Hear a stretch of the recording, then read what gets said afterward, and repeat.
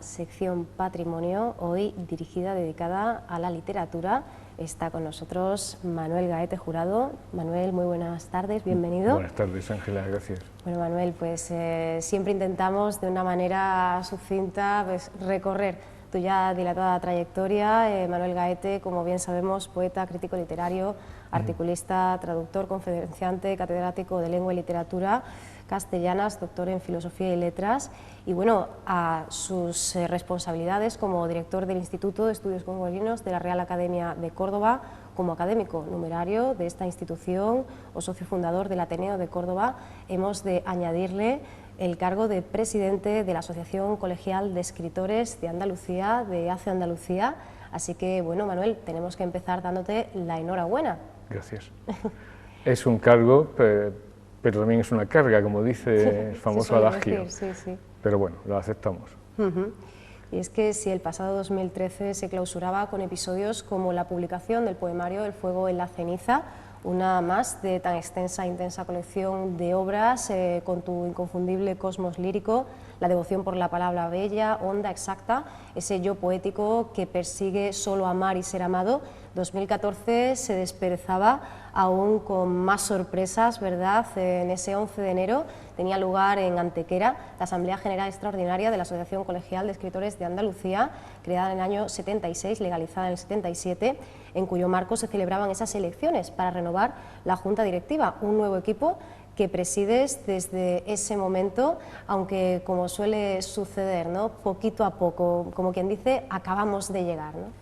Sí, bueno, yo vengo siendo delegado por Córdoba de la ACE, pues desde hace 6 años atrás, porque ha habido un problema y se han demorado las elecciones, y cuando tenían que haber sido 4 han sido 6 por circunstancias en las que no vamos a entrar, pero realmente yo llevaba ya una trayectoria, una cierta trayectoria, claro. Conocía bien el interior de la ACE, sus entrañas, pero ahora la relación va a tener que ser mucho más intensa, lógicamente, sobre todo porque antes también solamente estábamos en la directiva 11 personas y ya se ha ampliado casi al doble, estamos 19, porque hemos incorporado a los antiguos presidentes como consejeros y una serie de vocalías que creo que son interesantes, medios de comunicación, todo el tema de publicaciones y relaciones institucionales, con lo que nos hemos puesto una directiva magnífica, formada por escritores muy cualificados, muchos profesores de universidad, críticos literarios, gente de mucha altura que me arropan y por eso estoy muy contento.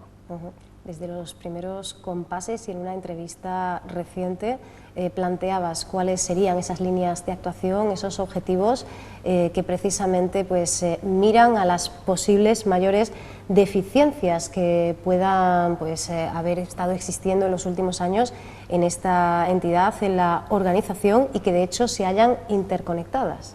Sí, bueno, hay, como tú bien dices, pues omisiones, no por mala voluntad, sino por circunstancias, ¿no? El famoso refrán de Ortega y Gasset, ¿no?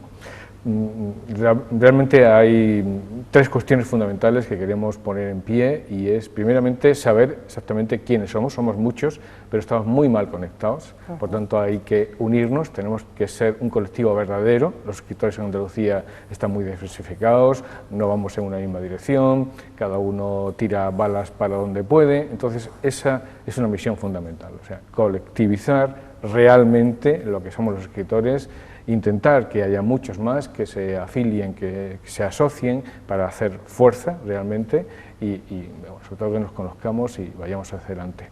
Esto también nos relaciona con ACE España, que sí que es un gran colectivo.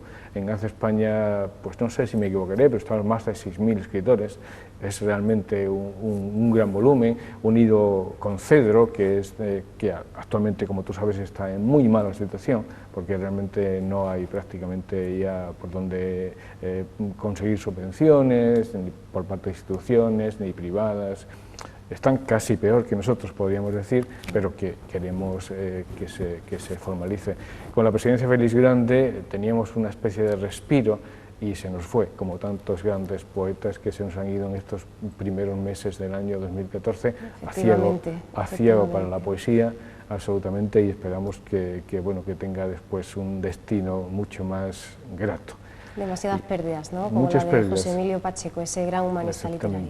O Domingo Failde, por ejemplo, que acaba de morir hace muy poco tiempo, o Fernando Ortiz, sí, una serie de nombres fundamentales para la poesía andaluza que nos han dejado. Y, bueno, pues la elección del nuevo presidente será de inmediato, nos han convocado ya para el 26 de este mes, aunque después es una previa, es una convocatoria para ver un poco la situación y después la tendremos definitivamente, porque le correspondería ciertamente al vicepresidente, Antonio Hernández, andaluz, gaditano. Pero bueno, es algo que se tiene que dirimir, no se puede así directamente pasar de uno a otro, sino que hay que hacer de nuevo elecciones, aunque él está en cabeza de lista, ¿no? Es el principio de opción. Y hay una tercera cuestión que creo que es muy importante, que ya hemos dado un primer paso, que es el de incorporar hacia Andalucía, porque es un deseo expreso de la propia asociación y de las personas que están en el otro lado, incorporar a Ceuta y a Melilla como parte muy fundamental en nuestra asociación.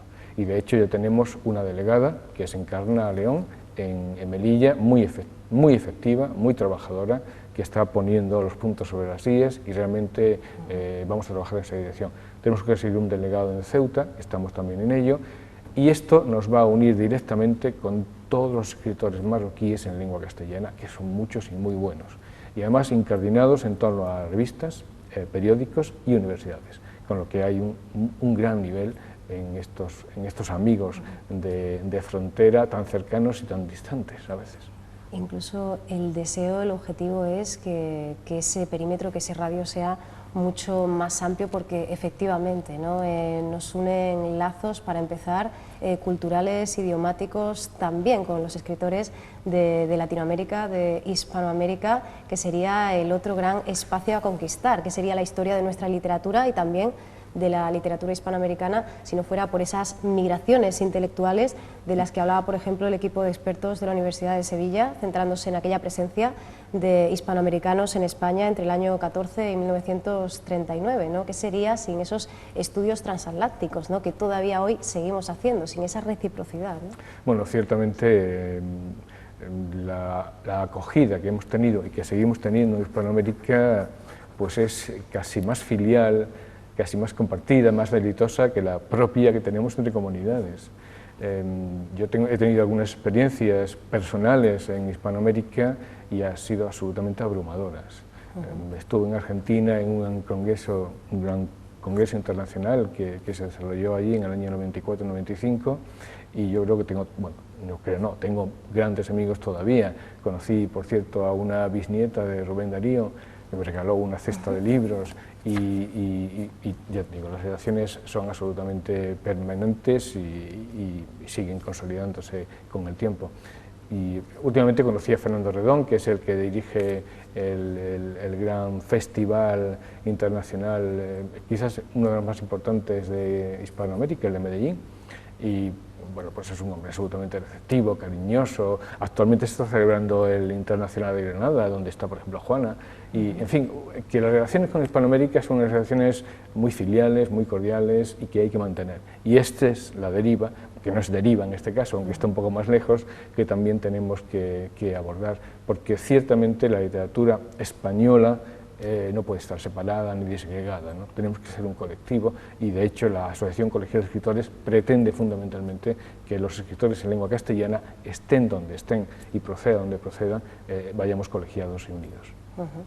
Mayor presencia, también ganar en cohesión, huir de todo corporativismo, pero sí establecer esa unidad, algo que sin duda pues, ha de redundar, ¿no? En ese desconocimiento que por desgracia todavía sigue existiendo, en ese menosprecio del oficio del escritor y superar esa etapa, ya que carecemos de ese servicio jurídico concreto y necesitamos prestarlo, ¿no? A través de organizaciones como esta, que realmente exista pues, un espacio donde se defiendan los derechos del autor, ¿no? De este colectivo muchas veces, en muchas ocasiones, tan castigado, ¿no? Tan denostado. Sí. Y además sin razón. Son dos cuestiones que has planteado las dos muy interesantes. La primera es precisamente esta de que el escritor se considera como un objeto de lujo en la sociedad. Mientras esto sea así, ciertamente no va a tener la importancia y la redundancia y la relevancia que debiera tener, porque el escritor no debe ser un objeto de lujo, sino algo necesario, absolutamente necesario. De hecho, esto es algo muy anodino lo que voy a decir, pero también muy evidente. Cuando necesitamos que un señor vaya a arreglarnos el grifo, pues lo llamamos y le pagamos pues lo que tengamos que pagarle religiosamente, incluido el transporte, el cambio, el hecho de desplazarse hasta allí, ¿no? Cuando te invitan, por ejemplo, y en tu caso pues seguramente igual que en el mío y en el de tantos, a que hagas un prólogo, a que hagas una presentación, a que hagas una reseña crítica, a veces ni te lo agradecen. Es así de oscuro y de duro y de difícil, ¿no? La situación que vive el escritor, ¿no? Y si dices que no, por razones que entiendas, pues la gente incluso se enfada como diciendo ¿qué se habrá querido este?, ¿no? No es lo general, no es lo genérico, pero sí que ocurre. Y si eso ocurre entre el propio gremio de escritores, pues desde fuera todavía esto se ve pues, con mucha más distancia, incluso con mucho más desprecio a veces, ¿no?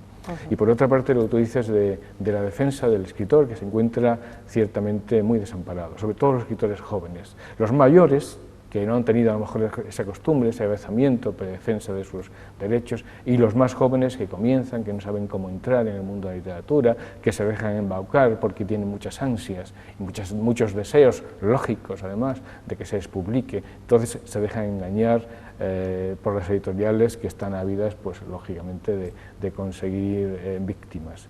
Entonces, en este sentido, sí que la Asociación Colegial de Escritores de España tiene un gran servicio jurídico y ha hecho mucho por los escritores.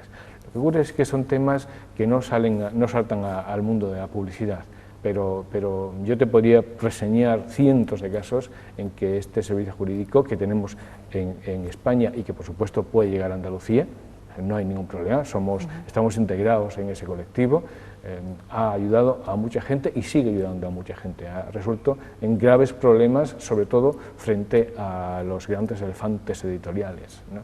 Gente que realmente abusa y que no paga derechos de autor. Bueno, tú conoces el tema probablemente mejor que yo, y contra lo que no tenemos armas de ningún tipo, y esta es la única forma de luchar contra ellos.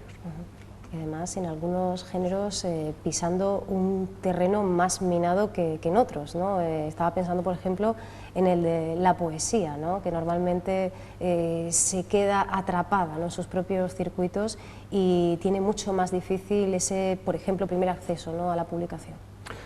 Sí, es cierto. Dicen que todo el mundo lee poesía, que se lee mucha poesía, porque es un sentimiento muy generalizado, muy universal, que aunque seamos pocos, bueno, ya muchos los que escribimos poesía, demasiados a veces, sí que es cierto que todo el mundo tiene ese sentimiento emocional ante la poesía, todo el mundo se siente gratamente sorprendido ante la poesía, y es cuestión de llevarles la poesía a sus porque nadie va a venir a buscarte, lógicamente, en ningún contexto.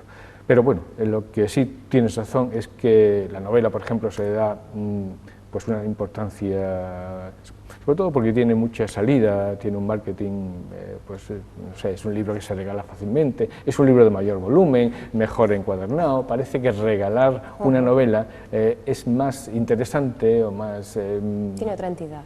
Sí, más atrayente, tiene otra entidad que regalar un libro de poesía, y eso suele ocurrir. Yo recuerdo cuando publiqué mi primera antología, que está en La Llama, que era un tocho así de grande, la gente lo compraba porque lo veía muy atractivo, ¿no?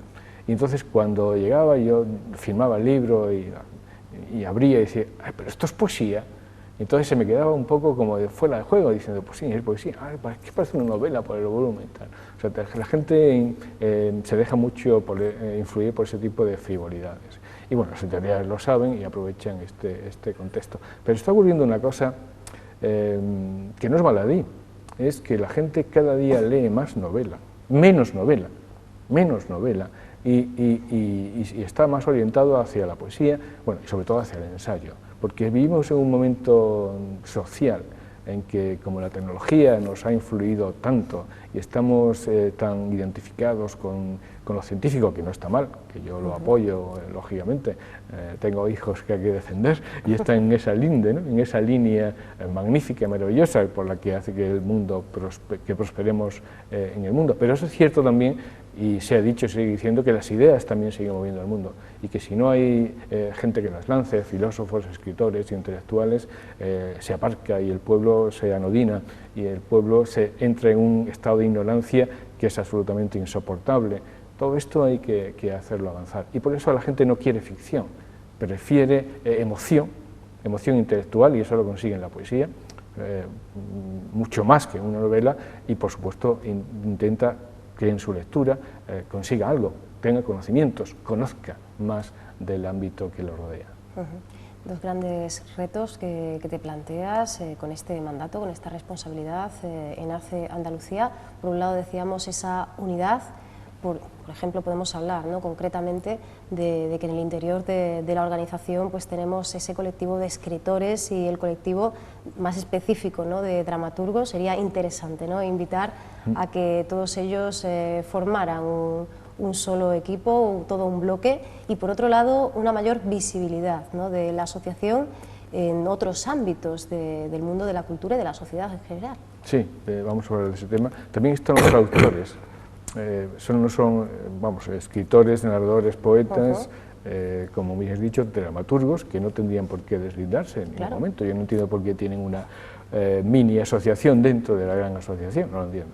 Y los traductores, bueno, pues tienen un sentido, pero que tampoco necesariamente tendrían que estar fuera de esta madre patria, ¿no?, que es la escritura. Ciertamente lo que dices es otra de nuestras grandes implicaciones.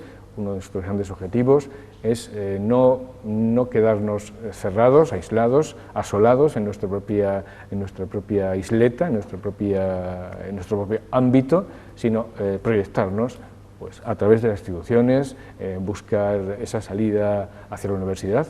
Creemos que no solamente la universidad, sino partiendo desde la enseñanza primaria, la secundaria, ir tomando contactos con delegaciones, con centros de enseñanza. Lo estamos haciendo, no hemos perdido el tiempo, aunque lógicamente los frutos tendrán que visualizarse pues, con una temporalización. No es todo decir llego y veni vidi vinci, ¿no?, que decía llegué, vi y vencí. Hay un proceso. Hay toda una... porque no es fácil tampoco, la gente no está acostumbrada, ciertamente, parece que en lugar de dar lo que quieres es quitar, y entonces estamos sumando y no restando ningún concepto, aunque hay gente muy inteligente que lo comprende perfectamente, ¿no? Entonces, entrar en el ámbito educativo, que es fundamental, cultura y educación, no se pueden separar desde ningún punto de vista.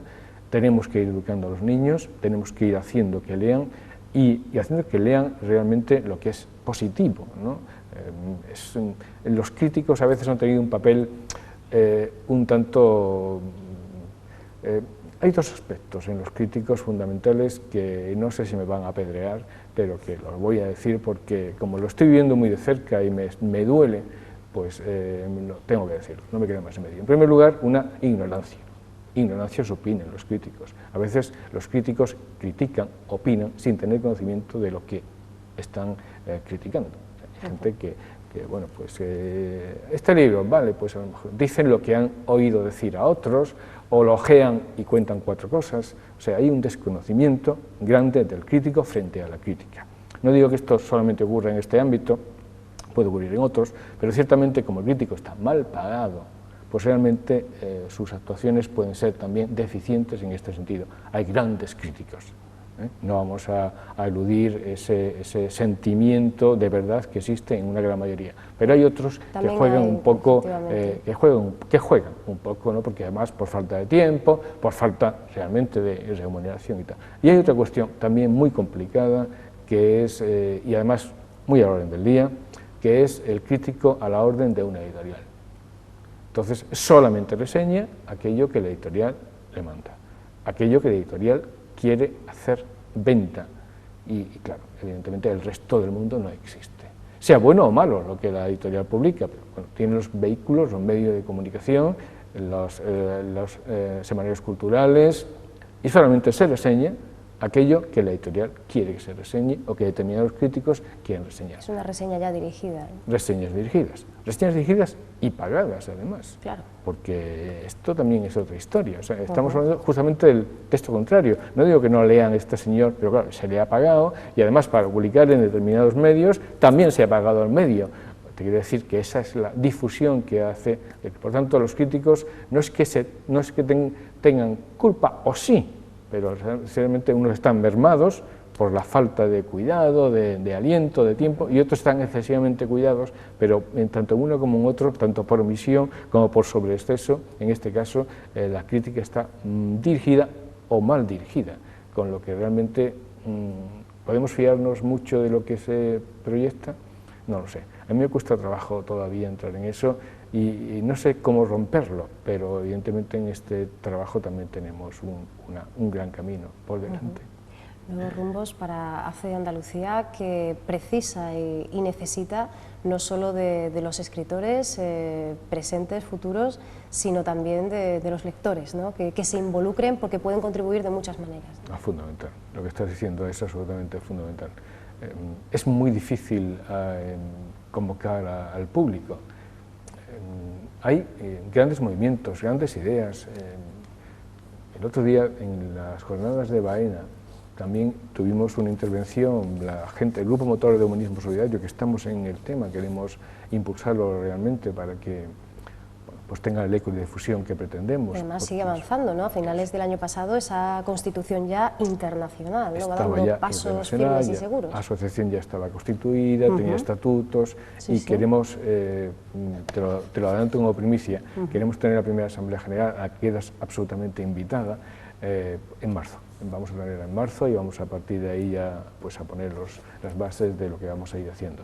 Invitaremos a nuestros espectadores, ¿no? Con esa ocasión, con motivo de ello, y así tendremos oportunidad de evaluar, ¿no? Todo el trabajo realizado hasta el momento. Pues me parece estupendo, porque además en este movimiento no necesariamente tienen que estar escritores, o sea, puede estar todo el mundo que tenga cualquier tipo de preocupación intelectual, fotógrafos, pintores, artesanos, todo el mundo que quiera decir algo, que quiera aportar algo. Está absolutamente abierto a este mundo nuevo, que además es universal e internacional, porque el manifiesto se ha publicado en la página de Humanismo Solidario, que es muy fácil llegar a ella pues en todos los idiomas, inglés, alemán, portugués, italiano, rumano, pues no sé si falta el ruso o el chino, pero puede que falten alguno de estos. Te quiero decir que es un movimiento importante. Pues un acto como el Humanismo Solidario, de una gran tensión emocional, estaba en un pueblo como Baena, que es un gran pueblo y es un pueblo interesado por la cultura. Bueno, tenemos al gran Juan Alfredo de Baena, el cancionero, Amador de los Ríos, tenemos una serie de personajes ilustrísimos. Baena ha sido un centro de cultura y lo sigue siendo importante. Pues realmente pues no había 40 personas en un acto ya difundido, el alcalde, que es un tipo simpático y joven, con muchas ganas de hacer cosas, lo había proyectado por toda la ciudad con pancartas y tal, y sin embargo la gente no responde. Entonces yo sigo llamando, y tú también por supuesto, sé que lo haces constantemente, al público lector, al público oyente, para que se informe, para que conozca, ¿no? Para que se implique, porque es que sin lectores no tenemos escritura. ¿De qué sirve que escribamos? No sirve para absolutamente para nada. Ese mito de yo escribo para mí es aberrante. Es realmente todo lo que se hace para uno es tan egoísta y tan pobre que no tiene sentido. El escritor no escribe para él, eso no es verdad. Escribe para los demás y tiene que tener un público que lo escuche. Es absolutamente necesario. Porque además, como podemos ver, por ejemplo, a través de esta entrevista, pues observamos que ese palpitar, que ese movimiento del mundo de la cultura no cesa. Ahí teníamos también dentro de esos broches de oro que se ponían al 2013, pues el estreno de la sede del Ateneo, que un acto que tú codirigías, por cierto. También hemos hablado de la Constitución Internacional, del movimiento del humanismo solidario, y son otras muchas más las novedades con las que se despedía 2013 y arranca 2014, y concretamente en este primer trimestre ya tenemos que hablar de esa Asociación Andaluza de Escritores y Críticos Literarios, que acaba de publicar la relación de obras seleccionadas como finalistas al 20º premio ya Andalucía de la Crítica. Tras esa votación de enero, en la última semana de marzo en Málaga se procederá a elegir a los ganadores de narrativa y poesía de este 2014 y se entregarán en mayo en Sevilla. De alguna manera, de esta forma tan hermosa, se involucran casi todas las provincias de la comunidad autónoma, ¿no? Ciertamente. Bueno, un pequeño apunte sobre la sede del Ateneo, que es evidentemente un gran triunfo, algo que hemos estado persiguiendo durante muchísimos años. Un proyecto largo. Un proyecto que se ha ido fraguando y con mucha colosal, ilusión y mucha dificultad. Épico casi, ¿no? Sí, sí, sí, es realmente algo que hemos pedido por activa o por pasiva y que no hemos podido conseguir en ningún momento, y bueno, pues finalmente se ha conseguido. Es un sitio además muy adecuado, muy entrañable, muy emocionante estar allí y saber que aquello es nuestro y podemos unirnos en todo momento, ¿no? El acto de inauguración, donde estuvo Juan Miguel Moreno y bueno, por supuesto Antonio Varo, también fue muy importante para mí, y tengo que exclamarlo y decirlo y proclamarlo, porque bueno, pues el Ateneo quiso darme la medalla de oro. Yo estoy absolutamente encantado y emocionado, y no sé si uno se merece tanto cariño, tanta generosidad, ¿no? Pero ciertamente lo agradezco de corazón, lo agradecí y lo agradezco de corazón, porque, bueno, no sé si alguna vez he hecho algo, pero evidentemente en este caso la generosidad de los ateneístas es muy superior a mi labor. Y en cuanto a la Asociación de Críticos Literarios, ciertamente es una labor importante. Sí, yo creo que las asociaciones más importantes de Andalucía pues, son la ACE, la Asociación Colegial de Escritores, y la Asociación de Críticos Literarios, que comenzó su andadura hace 20 años. Celebramos el 20º aniversario y se va a celebrar además con la edición de un libro que vamos a presentar también en mayo, cuando ya se haga público la decisión de los críticos, somos 20 críticos. Es un gran número de gente, profesores universitarios en su mayoría, periodistas, escritores, críticos, gente con un gran nivel de lectura y gente con conocimiento de causa. Te quiero decir que va a ser también la presentación de ese libro, 20 años de literatura en Andalucía, que bueno, va a tener presente todos los premios de la crítica en poesía, en narrativa, y esas óperas primas que también que no se han dado siempre, pero que se han dado en alguna ocasión y que también han marcado un hito interesante en este proceso difícil y arduo de literatura, y que vamos manteniendo poco a poco gracias a la ayuda, algunas veces más o menos pronunciada, pues de la Junta de Andalucía, del Centro Andaluz de las Letras, muy importante la ayuda de los ayuntamientos y diputaciones en cada una de las ciudades en que se ha realizado el acto. Yo recuerdo con mucho cariño cuando se hizo en Córdoba, y además fue doble, el esfuerzo del ayuntamiento en esta cuestión fue doble, porque se celebró, como recuerdas, en febrero el acto de entrega del Premio de las Letras a Antonio Gala en el Teatro Góngora. Fue un acto maravilloso, magnífico y precioso, y al poco tiempo se celebró en Oribe el Premio de entrega de crítica a Antonio Carvajal, al poeta Antonio Carvajal, a Paco Nievas se le entregó el premio de ópera prima por su relato, y a Busuttil por su obra. Paco, que vuelve a estar este año entre los finalistas de la crítica. Me alegro mucho por Paco, que es un gran escritor y un gran muchacho. Este año tenemos la novedad, es que hemos encontrado a veces ciertos escollos. En el caso de Busuttil se planteó de una forma muy evidente, muy palmaria, cómo conseguir diferenciar entre un texto narrativo puramente duro, una novela, desde el principio hasta el final, y una serie de relatos que exigen otro tipo de concreción y de análisis, que está a veces casi más cerca de lo poético que de lo narrativo, en algunos casos, ¿no? Porque necesita mucho más concreción, mucha más esencialidad, y esto lo tenemos complicado. Entonces este año hemos dividido esa entrega de premio, y tenemos 3 premios, uno para poesía, como siempre, uno para novela y otro para relatos. Y realmente hay grandes relatos creo que hemos acertado, aunque el trabajo se ha multiplicado, claro. Porque al ser muchos más se ha multiplicado, y todo se ha multiplicado, también el dinero que nos cuesta y todo lo demás, ¿no? Bueno, pues también quiero agradecer a instituciones y también muy especialmente a la Fundación Unicaja yo creo que es nuestra gran patrocinadora, es la fundación que más dinero aporta sin ser tampoco, no se arruinan, ninguna institución bancaria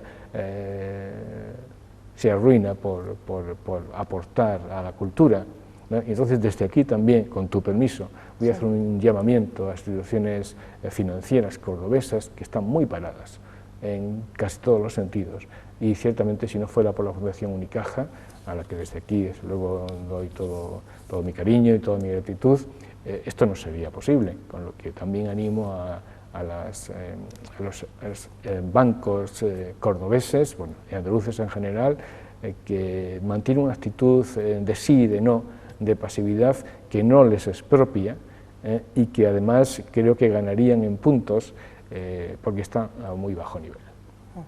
Y bueno, hablando de reconocimientos, hay que dar ese mensaje, ¿no? Y de distinciones en la actualidad, y teniendo en cuenta la organización que hoy nos ocupa como protagonista, hemos de hablar también, de hacer mención de ese 5º premio de las letras andaluzas Elio Antonio de Nebrija, para una figura como la del escritor, perdón, dramaturgo, cineasta Fernando Arrabal. Madre mía, cómo tengo la garganta. Oye, Ángela, si es que estamos es una época horrible, menos mal que tú lo haces maravillosamente bien, y da gusto estar contigo. Pues la verdad que Fernando, yo creo que es el autor más importante vivo que existe, y tiene una proyección internacional brutal, polémico, controvertido, difícil, rebelde, fuera de su tiempo, pero con una producción absolutamente maravillosa, monumental, colosal. Es un hombre dulce, a pesar de su aspecto agresivo, es un hombre gratísimo de trato, un hombre muy familiar, un hombre que se hace querer. Sin embargo, pues como no se calla, como tiene el tremendo defecto de que dice lo que piensa y lo dice con su verdad, y además es la verdad, algo que evidentemente el resto del mundo pues desconocemos o queremos desconocer por miedo a muchas cuestiones. Como él no le tiene miedo a nadie, porque lo que ha conseguido lo ha conseguido precisamente por eso, ¿no? Por supuesto por su calidad literaria, que eso es indiscutible, sino también por esa fortaleza, esa capacidad de en todo momento de mostrar al mundo la injusticia que subyace debajo de toda esta artesanía, no sé si es artesanía o arquitectura institucional y política en que nos quieren envolver y que nos quieren deslumbrar. Entonces eso es algo absolutamente que no tiene ponderación, eso es tan valorable, tan emocionante, que ha sido nuestro principal punto de vista, nuestro más crucial momento, hito, para decir ahora que es una nueva directiva, que es un nuevo cambio, vamos a demostrar realmente que queremos potenciar, que queremos valorar aquello que la gente no valora, o no la gente, porque en general la gente admira a Fernando Arrabal, lo quiere, sí, sino a aquellos que les duele cuando le aprieta. Toda una declaración de intenciones, ¿no? Exactamente. Podríamos decir, y un punto de inflexión, una manera fantástica de dar el pistoletazo de salida, porque recordemos que a Fernando Arrabal, a este autor, con este galardón también se le concede esa medalla de Hace Andalucía y ese título de socio honorario, ¿no? Ciertamente, bueno, desde el principio este es el 5º, son dos símbolos fundamentales, que es la medalla, este reconocimiento, exactamente, y el reconocimiento de hijo predilecto de nuestra asociación. Ya lo hemos dado a autores importantísimos, pues Manuel Alcántara, pues, un hombre absolutamente generoso, cordial, periodista por excelencia y un grandísimo poeta. Por supuesto a Rafael Guillén, el poeta granadino, tan especial, tan cariñoso siempre, Antonio Gala, indiscutible, nuestro cordobés de adopción, pero genial. Y el año pasado Antonio Hernández, un poeta que ha hecho mucho por la literatura andaluza, muchísimo, mucho más de lo que se evidencia, que ha estado ahí en Madrid luchando constantemente porque la literatura andaluza suba y aflora, que ha sido presidente de la Asociación de Críticos, que fue prácticamente quien la fundó, y que actualmente es nuestro socio, nuestro presidente de honor, un hombre muy importante, un hombre clave en la literatura andaluza, desde Madrid, por supuesto, y este año pues a Fernando Arrabal, y ya hemos roto fronteras, límites, y espacios. Grandísimas figuras de máximo nivel de primer orden entre los premiados, y también hay que decir que en el propio corazón a lo largo de la historia de ACE Andalucía, con miembros en sus sucesivas juntas directivas tan relevantes como Rafael Alberti, Carmen Conde, Guillermo Colinas, Adolfo Marsillat, en fin, continúas una estela, ¿verdad?, de grandísimos autores, y además seguiremos hablando muchísimo de esto, Manuel. Hoy se nos ha acabado ya el tiempo, pero te esperamos en breve para retomar esta agradable y siempre contigo enriquecedora charla dentro de la sección Patrimonio y seguir apostando por la literatura que se hace en nuestra tierra. Cuando quieras, y te agradezco mucho esta pantalla que me permites al público de Córdoba, que es un público siempre receptivo, pero que necesita evidentemente que le digan las cosas y que se las marque. Y tú lo haces fenomenalmente bien. Muchas gracias. Muchísimas gracias y hasta pronto. Siempre. Nosotros...